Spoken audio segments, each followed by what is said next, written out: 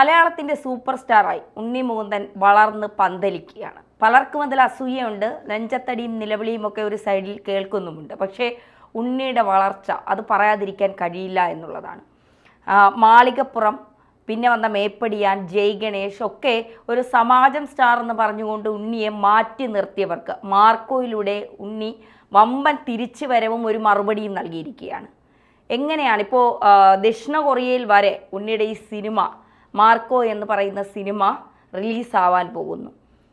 എന്താണ് ഉണ്ണിയുടെ ഒരു വളർച്ച ഇനി എങ്ങോട്ടായിരിക്കും? മോഹൻലാലിനും മമ്മൂട്ടിക്ക് ശേഷം അടുത്ത സൂപ്പർ സ്റ്റാർ ആര് എന്ന ചോദ്യത്തിന് ഉണ്ണി മുകുന്ദൻ്റെ പേര് പറയാൻ മലയാളികൾ തയ്യാറെടുത്ത് കഴിഞ്ഞു.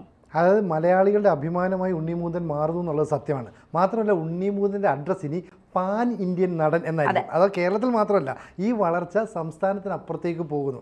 എന്തായാലും വലിയ തോതിലുള്ള ഒരു കളക്ഷൻ മാർക്കോ എന്ന് പറയുന്ന ഒറ്റ സിനിമ കൊണ്ട് എത്തിപ്പിടിക്കാനായിട്ട് ഉണ്ണി മുകുന്ദന് കഴിഞ്ഞു. അപ്പം ഈ സിനിമയിലൂടെ തൻ്റെ ലെവൽ മാറുമെന്നും താൻ മറ്റൊരു ഹീറോ പരിവേഷം സൃഷ്ടിക്കപ്പെടുമെന്ന് കൃത്യമായിട്ട് ഉണ്ണി മുകുന്ദൻ അറിയാമായിരുന്നു.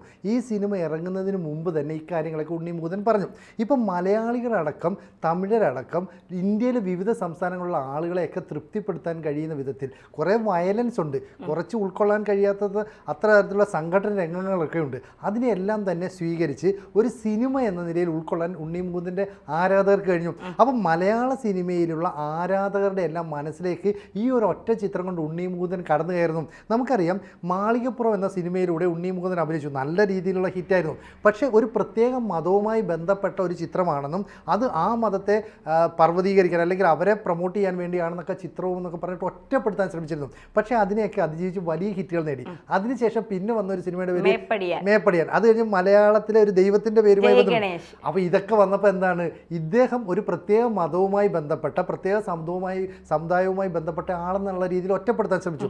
ശരിയാണ്, ഗുജറാത്തിൽ ജനിച്ച് വളർന്ന ഈ ഉണ്ണി മുകുന്ദന് നരേന്ദ്രമോദി ഉൾപ്പെടെയുള്ളവരുമായിട്ട് നല്ല ബന്ധമുണ്ട്.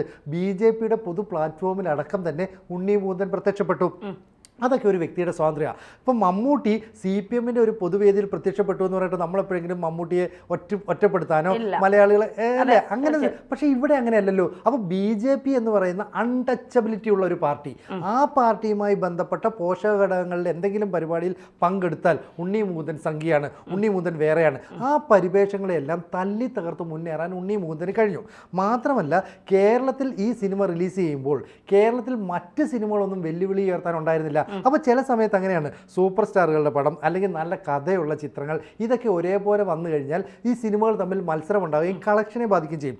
ഭാഗ്യവശാൽ ഈ മാർക്കോ ഇറങ്ങിയ സമയത്ത് അതിനെ വെല്ലാൻ പറ്റുന്ന ഒരു പടം മലയാളത്തിലോ ഹിന്ദിയിലോ ഒന്നും ഇറങ്ങിയില്ല. അതുകൊണ്ട് തന്നെ മലയാളത്തിൽ വലിയ കളക്ഷൻ നേടി.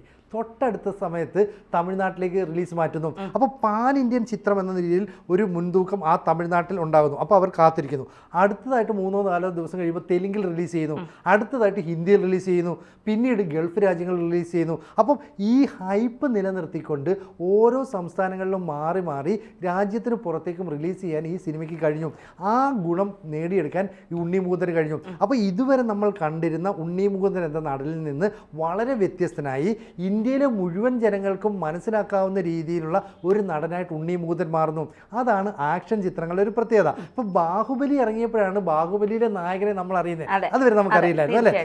KGF എന്ന് പറഞ്ഞ ചിത്രം ഇറങ്ങിയപ്പോഴാണ് KGFിലെ നായകനെ നമ്മൾ തിരിച്ചറിയുന്നത്. സത്യത്തിൽ KGF എന്നൊക്കെ പറഞ്ഞ സിനിമ മലയാളത്തിലാണോ? അല്ല, ഡബ് ചെയ്ത് വന്ന ആ ആളുകളെ നമ്മൾ നെഞ്ചോടെ സ്വീകരിക്കുന്നു. പുഷ്പ ഇറങ്ങിയതോടുകൂടി പാൻ ഇന്ത്യൻ നായകൻ അല്ലേ. അല്ലു അർജുനെ നമ്മൾ അങ്ങനെയാണ് തിരിച്ചറിയുന്നത്. എന്ന് പറയുന്ന പോലെ ഉണ്ണി മുകുന്ദനെ അറിയാത്ത തമിഴിലെയും തെലുങ്കിലെയും ആന്ധ്രയിലെയും കന്നഡയിലെയും ഒക്കെ ആരാധകർ അദ്ദേഹത്തെ തിരിച്ചറിയുന്നു. ഇപ്പോൾ അറിയാലോ, സിനിമയ്ക്ക് ഏറ്റവും അധികം വേരോട്ടമുള്ളത് ഹിന്ദി, മലയാളം, തമിഴ്, കന്നഡ, തെലുങ്ക് തുടങ്ങിയ സംസ്ഥാനങ്ങളിലൊക്കെയാണ്. ആ സംസ്ഥാനങ്ങളിലൊക്കെ തന്നെ ഈ സിനിമയ്ക്ക് ഊഷ്മളമായ വരവേൽപ്പ് കിട്ടുന്നു. അപ്പം മുൻപ് ഉണ്ണി മുകുന്ദനെ പരസ്യമായി കളിയാക്കിയ ചില യുവനടന്മാരുണ്ട് കേരളത്തിൽ തന്നെ. അവർ പറയുന്നു, പിന്നെ ഉണ്ണി മുകുന്ദൻ്റെ എന്നൊക്കെ പറഞ്ഞിട്ട് അശ്ലീലം കലർന്ന പദത്തിലൂടെയാണ് ആക്ഷേപിച്ചിരുന്നത്. ആ അശ്ലീലം കലർന്ന പദങ്ങൾ ഉപയോഗിച്ചവർക്കെതിരെ മറ്റു ചിലർ ഇപ്പോൾ സമൂഹ മാധ്യമങ്ങളിലൂടെ കൃത്യമായി മറുപടി നൽകുന്നു. എന്ന് പറഞ്ഞാൽ ഉണ്ണി മുകുന്ദൻ്റെ ചിത്രം 100 കോടി ക്ലബിലേക്ക് കടന്നു കയറുന്നു. അടുത്ത പ്രത്യേകത എന്താണെന്ന് വെച്ചാൽ അപ്പം ദക്ഷിണ കൊറിയയിലെ ഫിലിം എന്ന് പറയുന്നത് വളരെ നല്ല സിനിമകളാണ്, ആധുനികമായ ടെക്നോളജിയാണ്. ഫൈറ്റ് സീനൊക്കെ എന്ന് പറഞ്ഞാൽ അമേസിങ് എന്ന് പറയാവുന്ന നമ്മളെ കണ്ണഞ്ചിപ്പിക്കുന്ന ഫൈറ്റ് രംഗങ്ങളാണ്. അവിടെ ഉണ്ണി മൂന്നിൻ്റെ മാർക്കോ റിലീസ് ചെയ്യാൻ ഒരുങ്ങുന്നു. അപ്പോൾ അവിടേക്ക് ഈ സിനിമയുടെ പ്രൊമോഷനുമായി ബന്ധപ്പെട്ട ട്രെയിലറുമായി ബന്ധപ്പെട്ട കാര്യങ്ങളൊക്കെ ചർച്ചാ വിഷയമാകുന്നു. ഒരു ഇന്ത്യൻ സിനിമയ്ക്ക് കിട്ടാവുന്ന ഏറ്റവും വലിയ അംഗീകാരം. മലയാളത്തിൽ നിന്ന് ഒരു സിനിമയോ മറ്റോ ആണ് ദക്ഷിണ കൊറിയയിൽ ഇങ്ങനെ റിലീസ് ചെയ്തതെന്നാണ് എൻ്റെ ഓർമ്മ. എനിക്ക് തെറ്റണേ തിരുത്താം. അത് കഴിഞ്ഞാൽ ഒരു പക്ഷേ ഉണ്ണി മൂന്നിൻ്റെ ചിത്രം അവിടേക്ക് എത്തുന്നു. അപ്പോൾ ഇത്രയും വലിയൊരു ഹൈപ്പ് സൃഷ്ടിക്കാൻ ഉണ്ണി മുകുന്ദന് സാധിച്ചിട്ടുണ്ടെങ്കിൽ അത് അദ്ദേഹത്തിൻ്റെ കഴിവാണ്. അദ്ദേഹത്തെ ആരെങ്കിലും സിനിമയിലേക്ക് പ്രൊമോട്ട് ചെയ്ത് കൊണ്ടുവന്നതല്ല. അതിന് അദ്ദേഹം തന്നെ പറയുന്ന ഒരു മറുപടി ഉണ്ട്, ഒറ്റയ്ക്ക് വഴിവെട്ടി വന്നതാണ് അല്ലേ. നമുക്ക് അങ്ങനെ തീർച്ചയായിട്ടും ഉണ്ണിമൂന്തൻ്റെ വളർച്ച, പിന്നെ ഈ ഉണ്ണിമൂന്തൻ എനിക്ക് നേരിട്ട് പരിചയമുള്ള ഒരാൾ കൂടിയാണ് ഞാൻ. അദ്ദേഹത്തിൻ്റെ ഇൻ്റർവ്യൂ മേപ്പടിയാൻ സിനിമയുടെ സമയത്ത് എനിക്ക് ഇൻ്റർവ്യൂ എടുക്കാൻ പറ്റി. മാത്രമല്ല മേപ്പടിയാൻ സിനിമ സംവിധാനം ചെയ്തിരിക്കുന്നത് ഞാൻ നേരത്തെ വർക്ക് ചെയ്തിരുന്ന സ്ഥാപനത്തിൻ്റെ ഉടമ കൂടിയായ ഒരാളാണ്. അപ്പോൾ അതുമായി ബന്ധപ്പെട്ട് എനിക്ക് ഇൻ്റർവ്യൂ ഒക്കെ എടുക്കാൻ കഴിഞ്ഞിട്ടുണ്ട്. വ്യക്തിപരമായി കൂടി അദ്ദേഹത്തിനോട് സംസാരിക്കാനും ഒക്കെ പലപ്പോഴും കഴിഞ്ഞിട്ടുണ്ട് എന്നുള്ളതാണ്. പക്ഷേ ഈ ഒരു വളർച്ച ഒരു നടനെ അദ്ദേഹത്തിൻ്റെ മതത്തിൻ്റെ പേരിലോ അദ്ദേഹം തിരഞ്ഞെടുക്കുന്ന രാഷ്ട്രീയത്തിൻ്റെ പേരിലോ ഒക്കെ മാറ്റി നിർത്തിക്കൊണ്ട് അദ്ദേഹത്തിൻ്റെ മുകളിലൂടെ അല്ലെങ്കിൽ അദ്ദേഹത്തെ കുറ്റം പറഞ്ഞുകൊണ്ട് പലരും വളർന്ന് കയറുമ്പോൾ ഒരിക്കലും ആരും വിചാരിക്കുന്നില്ല നമ്മൾ ചവിട്ടിത്താഴ്ത്തുന്നവർ നാളെ ഏത് ലെവലിലേക്കാണ് മുൻനിരയിലേക്ക് എത്തുന്നത് എന്ന് ആർക്കും തിരിച്ചറിയാൻ കഴിയാത്ത രീതിയിൽ എനിക്ക് തോന്നുന്നു മലയാളത്തിൽ ഇത്രയും എല്ലാ സിനിമാ മേഖലയിലും മലയാളം, ഹിന്ദി, തമിഴ്, തെലുങ്ക്, കന്നഡ, ഗുജറാത്തി, ഇപ്പോൾ ദക്ഷിണ കൊറിയ എല്ലാ മേഖലയിലും പിന്നെ ഉണ്ണി മുകുന്ദൻ സാന്നിധ്യം അറിയിച്ചിരിക്കുന്നു. ടൈംസ് ഓഫ് ഇന്ത്യ കഴിഞ്ഞ ദിവസം ഇദ്ദേഹത്തിൻ്റെ ഒരു ഇൻ്റർവ്യൂ എടുത്തിരുന്നു. അതിപ്പോൾ സോഷ്യൽ മീഡിയയിൽ വൈറലാണ്. അപ്പോൾ ഉണ്ണി മുകുന്ദൻ മറ്റൊരു ലെവലിലേക്ക് മാറിക്കഴിഞ്ഞു. മോദി ആരാധിക്കുന്നു എന്ന് പറഞ്ഞുകൊണ്ട് ഇപ്പോൾ മോദി ആരാധിക്കുന്ന ശശി തരൂർ ഇൻ്റർവ്യൂവിൽ പറഞ്ഞിട്ടുണ്ട് മോദിയെ താൻ ആരാധിക്കുന്നു എന്ന. ഒരു കോൺഗ്രസ്സുകാരനായ ഒരാളാണ് ശശി തരൂർ. അപ്പോൾ മോദി ആരാധിച്ചതിൻ്റെ പേരിൽ മാറ്റി നിർത്തുന്നു. ഒരു ആഞ്ജനേയ ഭക്തനാണ് ഉണ്ണി മുകുന്ദൻ. അദ്ദേഹം തന്നെ അത് തുറന്ന് പറഞ്ഞിട്ടുണ്ട് പലപ്പോഴും. അതിൻ്റെ പേരിൽ അദ്ദേഹത്തെ ഒറ്റപ്പെടുത്തുന്നു. അഭിനയിക്കാൻ അറിയില്ല എന്ന് ഒരിക്കൽ അദ്ദേഹത്തിനെതിരെ വന്ന വലിയ വിമർശനം അതാണോ, അഭിനയിക്കാൻ അറിയില്ല എന്ന് പറഞ്ഞുകൊണ്ട്. ഇതിനെയൊക്കെ മാറ്റിമറിച്ചുകൊണ്ട് ഇതിനെയൊക്കെ തനിക്ക് ഇതല്ല ഇതിനപ്പുറവും കഴിയും എന്ന് പറഞ്ഞുകൊണ്ടാണ് ഈ സിനിമ, ഒരുപാട് വയലൻസ് ഉള്ള സിനിമ, അത് പ്രേക്ഷകരുടെ മുന്നിലേക്ക് എത്തിക്കുന്നത്. നമുക്കറിയാം ഒരു ചെറിയ വയലൻസ് പോലും താങ്ങാൻ ചില ആളുകൾക്ക് കഴിയില്ല. പക്ഷേ ഇത് മുഴുവൻ കണ്ട് തിരിച്ചിറങ്ങി വീണ്ടും കണ്ടവരുണ്ട്. 3ഓ 4ഓ തവണയൊക്കെ ഈ സിനിമ കണ്ടവരെ എനിക്കറിയാം. അപ്പോൾ ആ തരത്തിലേക്ക് സിനിമ തന്നെ മാറുന്നു, ഉണ്ണി മുകുന്ദൻ തന്നെ മാറുന്നു എന്നുള്ളതാണ്. ഒരു ഇൻ്റർവ്യൂവിൽ പൃഥ്വിരാജിനോട് ചോദിച്ചതാണ് KGF പോലെയുള്ള സിനിമകൾ നമ്മുടെ മലയാളത്തിലേക്ക് വരാൻ സാധ്യതയുണ്ടോ എന്ന് ചോദിച്ചപ്പോൾ പൃഥ്വിരാജ് പറഞ്ഞതാണ് 100% ഞാൻ ഉറപ്പു തരുന്നു, അതുക്ക് മേലെ വയലൻസ് ഉള്ള സിനിമകൾ മലയാളത്തിൽ വരുമെന്നുള്ളത്. ആ വാക്ക് ഉണ്ണിയിലൂടെ പ്രാവർത്തികമാക്കിയിരിക്കുന്നു എന്നുള്ളതാണ്. ഒരാളെയും ഒരു രാഷ്ട്രീയത്തിൻ്റെ പേരിലോ മതത്തിൻ്റെ പേരിലോ ഒന്നിലും മാറ്റി നിർത്താൻ കഴിയില്ല. കഴിവുണ്ടെങ്കിൽ എപ്പോഴായാലും അയാൾ മുൻനിരയിലേക്ക് വരുമെന്നുള്ളതിൻ്റെ ഏറ്റവും വലിയ തെളിവാണ് ഉണ്ണി മുകുന്ദൻ എന്ന് പറയുന്നത്. ഗുജറാത്തിൽ ഒരു ചെറിയ ഗ്രാമത്തിൽ ജനിച്ച് വളർന്ന് സിനിമാ മോഹവുമായി നടന്ന ഒരു ചെറുപ്പക്കാരൻ. അദ്ദേഹം കേരളത്തിലേക്ക് വരുന്നു. പിന്നീട് തൻ്റെ കഴിവ് കൊണ്ട് അദ്ദേഹം സിനിമയിലെത്തുന്നു. പല പരാജയങ്ങളും നേരിടുന്നു, പല അവഗണനകളും നേരിടുന്നു.